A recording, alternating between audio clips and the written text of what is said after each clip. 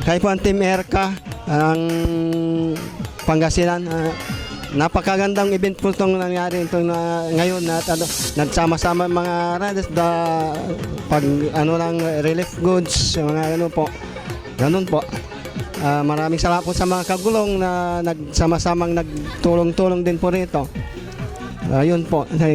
Si Jake Vidal po ito ng USR 705. Ang masasabi ko lang po rito sa charity ito ay very successful. Yung feeding program, okay po. Sa mga beneficiaries po, nabigyan po lahat. Sana tuloy-tuloy pa to. Ako po si Nery Seidel Boslay, NMAX version 2 Riders Club Pangasinan.